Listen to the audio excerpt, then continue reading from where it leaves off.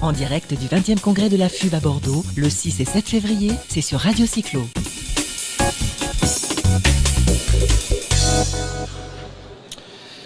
Sur Radio Cyclo, on continue avec Alain. Ça va, Alain ? Super, et puis on a un président cette fois-ci. Alors on a un président, on a des élus, on a des présidents d'associations, on a des utilisateurs.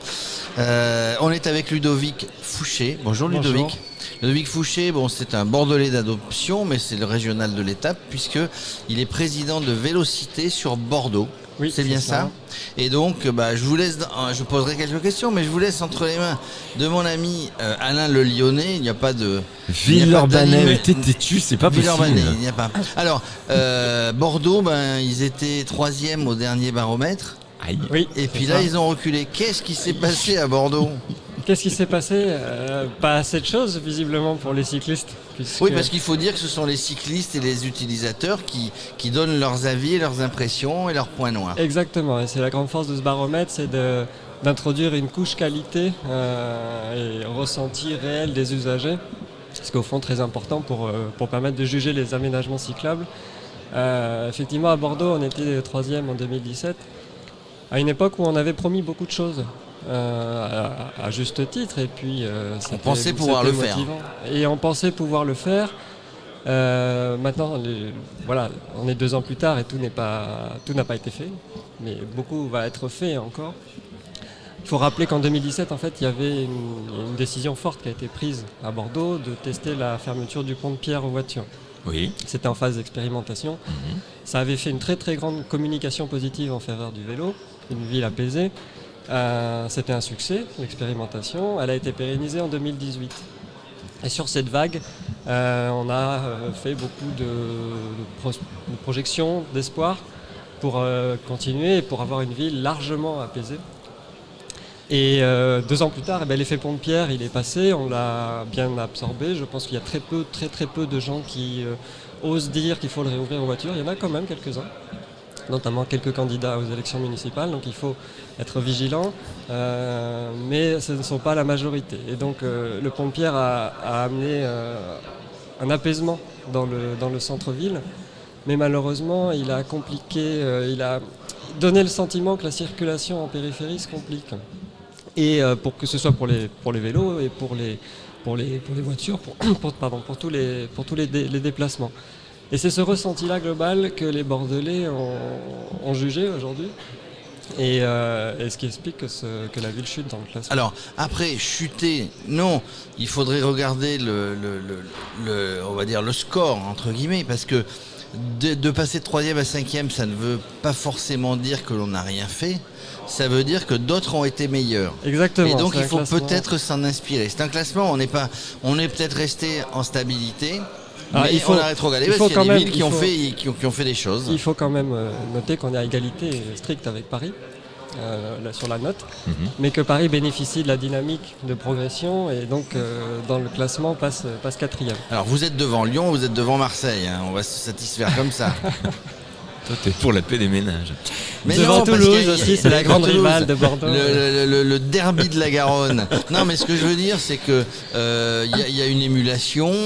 D'abord, on le fait pour les habitants, on le fait pour les usagers, mais on est bien content d'être devant les copains quand même, parce que c'est un classement, c'est un palmarès. On sait ce qu'on a à Bordeaux, et les cyclistes ont pointé dans le palmarès des gros points noirs qui malheureusement n'avancent pas. C'est ça qui fâche. Est-ce que les points noirs, ce serait pas les rues pavées, par exemple ? Non, parce qu'il y a beaucoup de rues pavées dans Bordeaux. Non, parce que les pavés, on les aime bien. Alors, des fois, ils sont un peu fatigants et un peu casse-couilles à vélo. La preuve, j'étais dans la rue piétonne tout à l'heure et j'ai discuté avec des gens qui faisaient des travaux et c'était rigolo parce qu'ils remettaient des pavés en place. Oui, on remet des pavés. Alors, sur les pavés, il y a 2 types de pavés. Il y a les pavés bosselés qui sont très vieux et qui sont fatigants en vélo quand on n'a pas les amortisseurs ou quand on est en trottinette, c'est quasiment impossible. Ils sont dangereux en plus d'être fatigants. Ouais. Et il y a les pavés trop glissants de la rue Sainte-Catherine par exemple qui sont très très dangereux parce que beaucoup chutent dès qu'il pleut un peu, c'est des patinoires.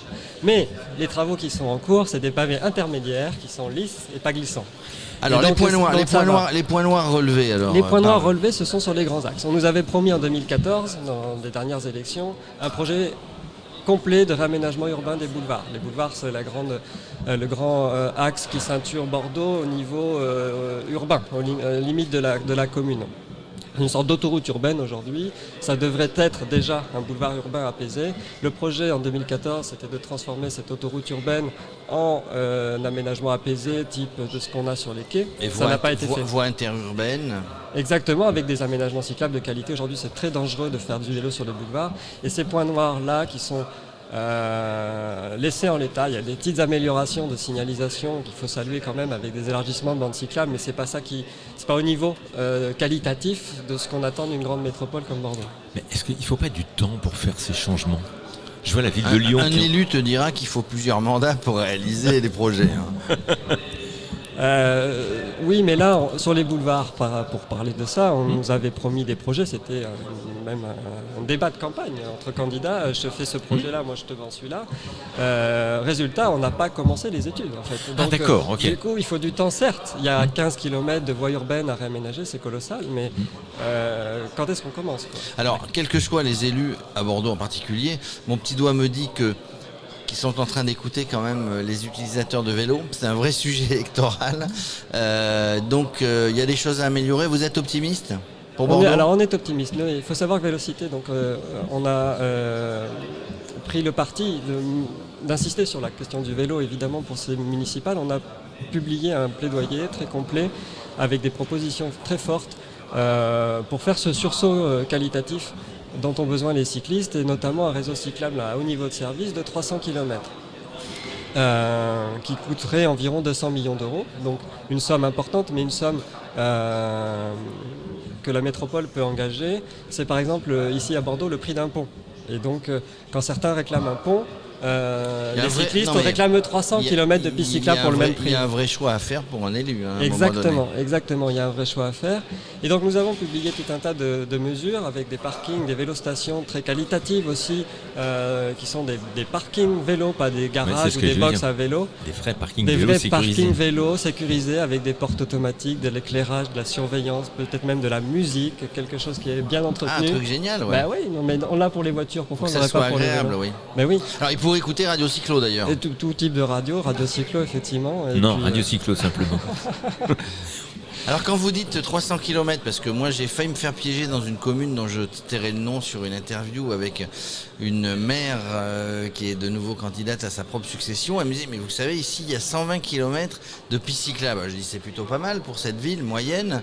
Et quand je me suis renseigné, en fait il y avait 60, mais 60 allers-retours, ce qui faisait 120. Quand vous parlez de 300, c'est 300 allers-retours, c'est-à-dire 150 dans un sens, 150 dans l'autre, ou 300 Non, c'est 300 dans les deux sens. C'est 300 à l'axe, donc 600 mètres linéaires si vous voulez. Non mais c'était un petit clin d'œil. Hein, oui, non mais vous avez raison. Les élus, bon, ils ont des fois des formules. Je l'ai été dans le temps. On a des fois des formules. Il faut aller regarder ce qu'il y a derrière. Alors on a 1200 km ici d'aménagement cyclable. Les chiffres de la métropole. Sur la métropole. Mais qu'est-ce qu'il y a derrière? En fait, dans ces aménagements cyclables, il y a des pistes cyclables, il y a des couloirs partagés bus-vélo, il y a des bandes cyclables, il y a des aires piétonnes. Est-ce que c'est vraiment à comptabiliser dans les 1200 km d'aménagement cyclable? Clairement, non. Et c'est ça que les gens... C'est pas un véritable aménagement. Les gens jugent avec ce baromètre. À ce sujet, on avait un petit débat sur Radio Cyclo, entre nous, au petit déjeuner ou au déjeuner. On disait, c'est aberrant. Voilà. Alors, je sais pas si pour vous, c'est aberrant d'avoir des rues qui sont en sens unique pour les voitures, avec un petit couloir en sens inverse pour les vélos. On pense que c'est d'une dangerosité sans nom. Je crois entendre certains élus. Non mais quel est votre avis là-dessus? Avec des voitures qui sont garées sur le côté, alors oui, ça permet aux vélos de fluidifier, de passer partout. C'est quand même dangereux. En fait, il faut savoir sur les doubles sens cyclables, qui est une mesure qui vient pas de Bordeaux, celle-là. On l'a importée de Belgique ou des Pays-Bas. Non, parce qu'on a créé des choses ici à Bordeaux, mais pas celle-là. Les doubles sens cyclables, donc, qui sont dans des zones 30, et parfois on les teste, comme vous dites, dans des axes à 50 km/h. Et à ce moment-là, ils sont matérialisés en contresens par rapport au sens des voitures.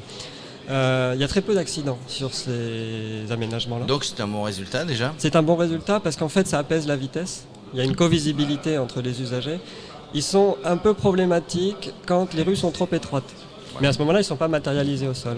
Et quand les rues sont trop étroites et qu'elles supportent un trafic un petit peu trop important ou un trafic de transit qu'elles ne devraient pas supporter, effectivement, ça pose des problèmes de croisement physique. Et quand c'est une camionnette, c'est encore plus compliqué. Mais Bon voilà, on réduit la vitesse. S'il y a un respect mutuel, ça se passe très bien. Sur les grands axes qui sont matérialisés à 50 km/h pour les voitures et en contresens, en double sens pour les vélos, on est en phase d'expérimentation ici à Bordeaux parce qu'effectivement c'est quelque chose d'assez neuf. Pour l'instant il y a des bons retours. Ce que l'on pense, c'est comme vous disiez, ça améliore la cyclabilité globale et ça permet quand même aux cyclistes de remonter des rues. Et du coup c'est bon, ça met en place une certaine civilité, je vais dire, et pas incivilité pour être positif, une certaine civilité de cohabitation entre toutes les Exactement, mobilités. on prend un petit peu d'espace sur la voiture et puis on légalise souvent une situation un petit peu existante, mais où les cyclistes remontent sur les trottoirs, donc c'est pas forcément mieux. Alain, une dernière question. Eh oui, ma question existentielle. La question existentielle, indiscrète. Alors attention, Pas de joker. pas de joker. Vous faites du vélo, Oui. du vélo assistance électrique, comme Jérôme. Non. Quoi, non pour les deux? Ah non, J'ai il dit fait oui, du vélo. je fais Il a du dit vélo, oui. mais pas du vélo à assistance électrique. Néanmoins, sur le vélo à assistance électrique, c'est une question un petit peu épineuse parce qu'effectivement, on a tendance, nous, à avoir eu dit que la meilleure économie d'énergie, c'était celle que l'on ne dépensait pas, et le vélo répond pleinement à 100% à ces critères-là, ce qui n'est pas le cas du vélo électrique.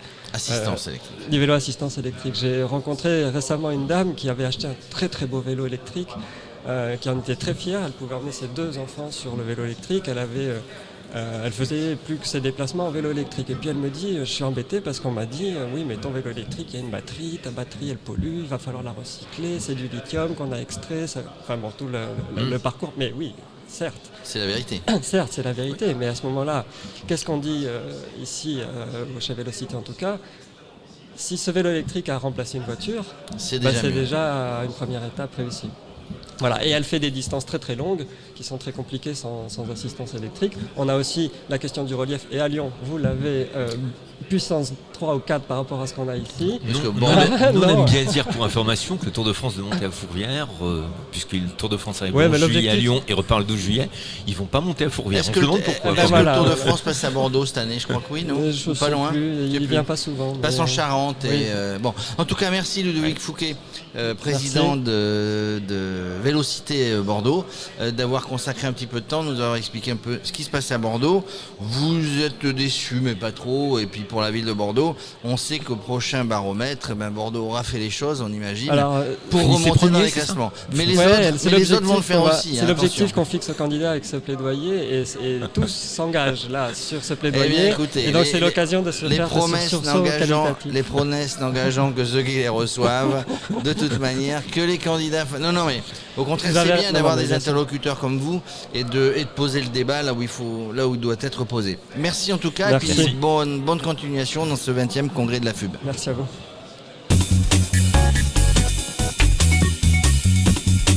En direct du 20e congrès de la FUB à Bordeaux, le 6 et 7 février, c'est sur Radio Cyclo.